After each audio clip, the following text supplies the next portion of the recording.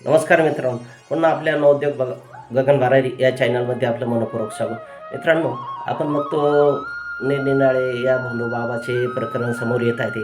त्याच्यातच सध्याच्या काळात सुनील तटकरे म्हणतात की बाबांना लवकर फाशी द्या. पण एवढं लवकर फाशी का हो? लवकर जर आपण फाशी जर दिली म्हणजे लवकर पुरावे मिटवायचे का? त्याच्या तोंडून वधू द्या ना, कोण त्याला भेटायला जात होतं. कारण सर्वसामान्य शेतकरी तर नव्हताच.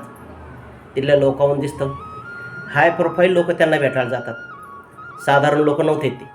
मोठमोठ्या राजकारणी हस्ती होत्या, ते सांगायचं काम नाही.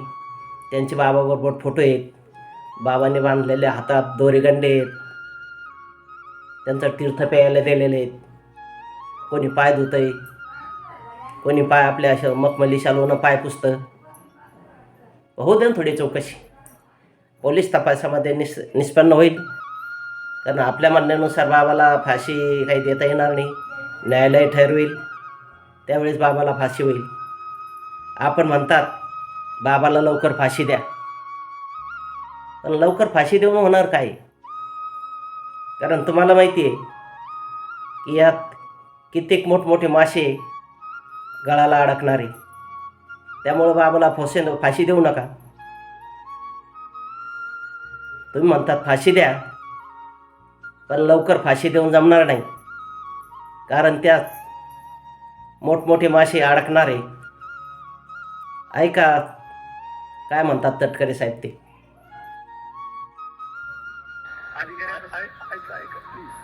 मी जरूर मी सांगितलं ना, घरात असो कोणी असो, जी विकृत म्हणून ती आहे ती खेचू नव्हे तर जलद गती न्यायालयामध्ये त्यामुळं पूर्ण याची शहानिशा व्हायला पाहिजे. केली जावी. आजचा विषय या ठिकाणी तेव्हाच बाबाला फाशी तर होणार, न्यायालय फाशी देईल. 48 वर्ष तेवढे साक्षी पुरावे सुद्धा मिळायला पाहिजे. यापूर्वी बोललो, तुमच्या म्हणण्यानं किंवा सर्वसामान्य जनतेनं म्हणणार फाशी होणार नाही. खोलवर तपास करावा. मोठमोठे धागेदोरे यामध्ये अडकलेले आहेत. कळत तर कळ संबंध तसं तुम्हाला वाटत असं लवकर बाबाला फाशी दिली की आपण मोकळे, त्यांची मागणी आहे. धन्यवाद. कोणी आपल्या विरोधात बोलायला राहणार नाही. बाबाच्या तोंडावर वधू द्या. अजून कर्तव्यदक्ष पोलीस अधिकारी आहेत तिथं.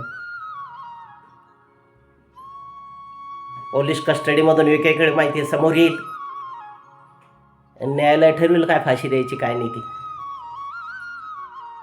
त्यामुळे एवढ्या लवकर बाबाला फाशी नको. जेवढे बारीक बारीक पुरावे बाबाच्या तोंडून वधून घेतले जाईल, मोठमोठे हस्ते अडकतील. सर्वसामान्य शेतकरी नाही हो त्याच्यात.